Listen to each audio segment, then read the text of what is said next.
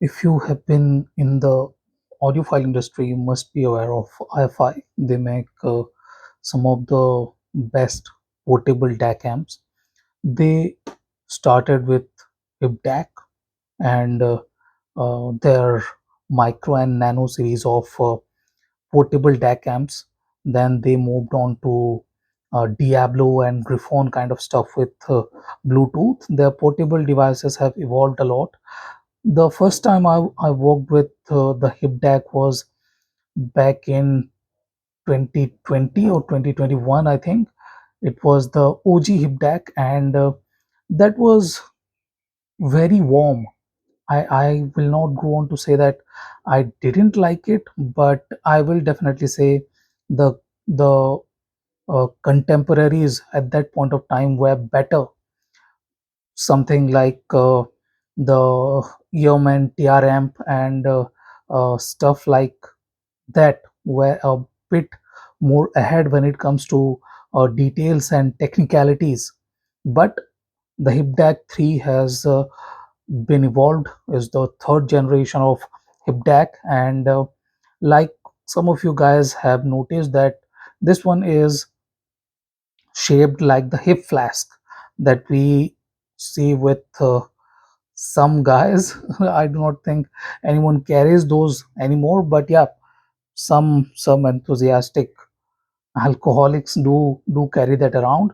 And this one is very very evolved from the first generation of Hip DAC. The biggest change that I noticed on this one is the introduction of USB Type C in. The Gen 1 and Gen 2 had USB A input. One has to use a OTG cable for that, and that was kind of not that convenient. And if you guys will see, this is an UK brand, and that is why we all like i5. But let me tell you, these are made in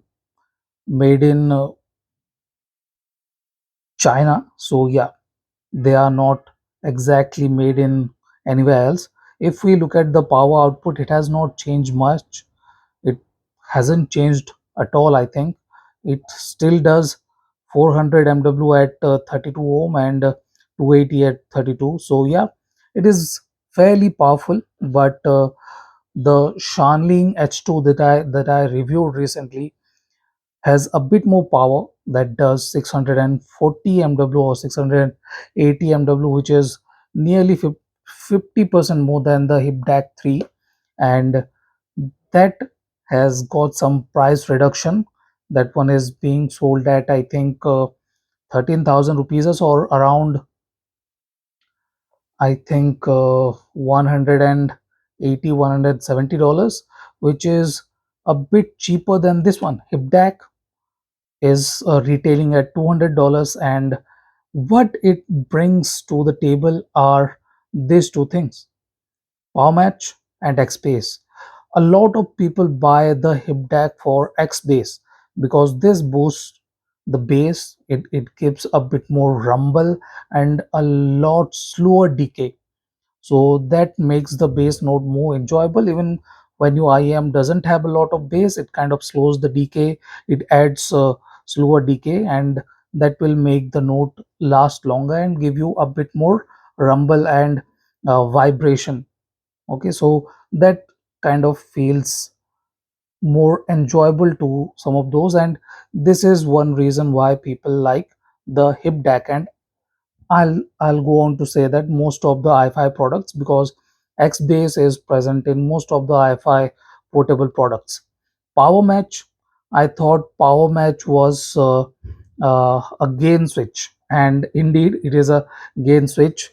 Turn it on most of the time to get the uh, optimum performance. Obviously, the volume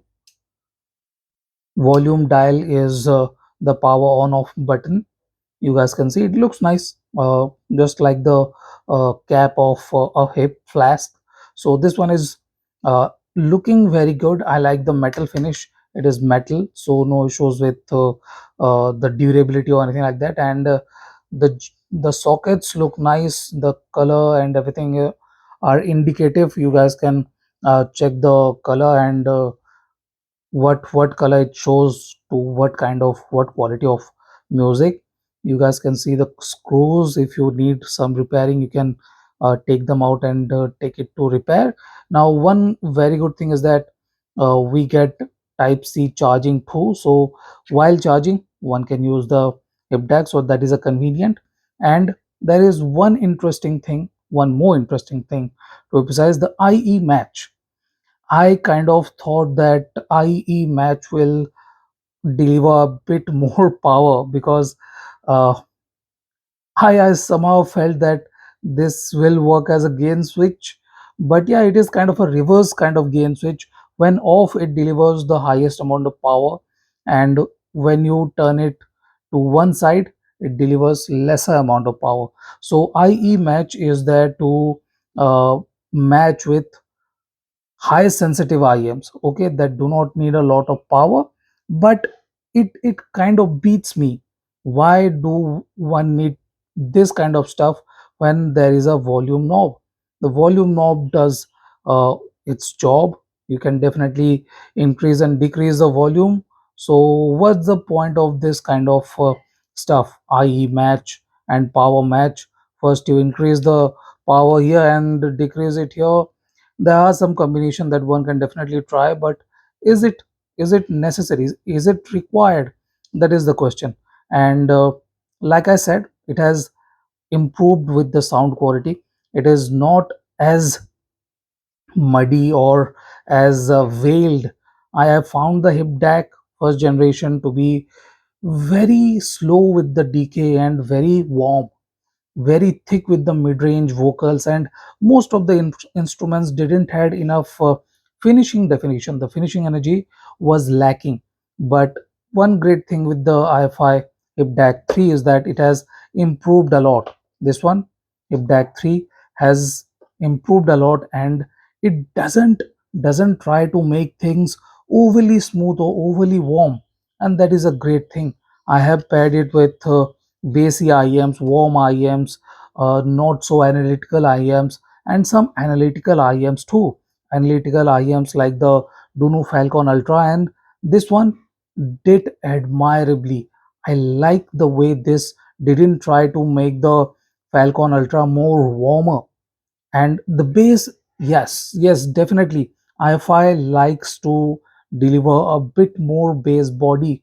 Doesn't matter which IM you try to pair it with, it will deliver slightly slower decay and give the bass a bit of a boost kind of feeling, boosted kind of feeling. So yeah, that is there.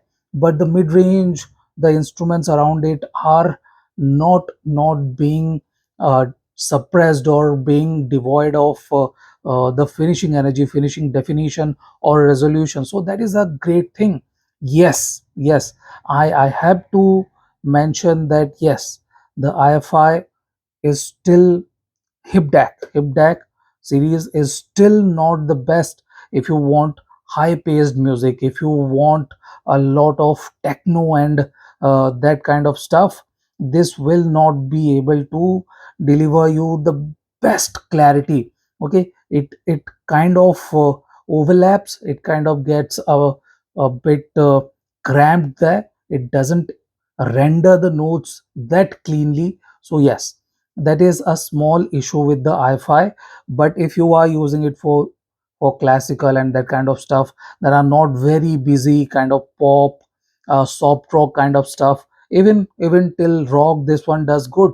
High beats per second tracks are a bit complicated for this one to handle, but everything else is perfectly fine. Pop is very easy for it to handle, so no issues with that either. Vocals mid-range are good. There is a bit of lack, as I said. It is not exactly great with high-paced music, and where that problem comes is at the treble range. At treble, it kind of clips. Okay, there is a bit of clipping. You kind of feel that two notes are slightly overlapping, and that is not the best technical ability, to be precise. It is good, it is very good. It has improved a lot. It is not dark anymore, and the extension is very, very good. But still, it is not the best by a decent amount of margin. I have heard the Yeoman TR amp. I had owned the Yeoman TR amp, and that was a bit more better than this one. So yeah, in the treble range, obviously that was slightly better. So yes, Hip DAC has improved a lot. IFI Hip DAC has improved a lot, but is it the best?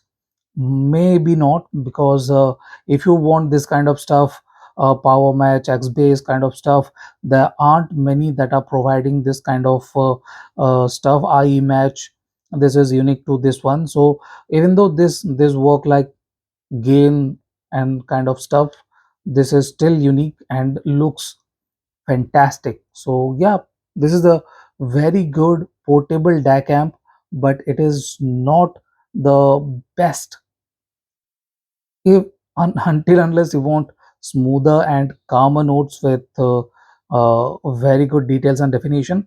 I will say explore your options. There are some other options that you can definitely explore. So this is it. This is my review of IFI HipDAC 3. Thank you for watching, guys. Have a nice day. Enjoy.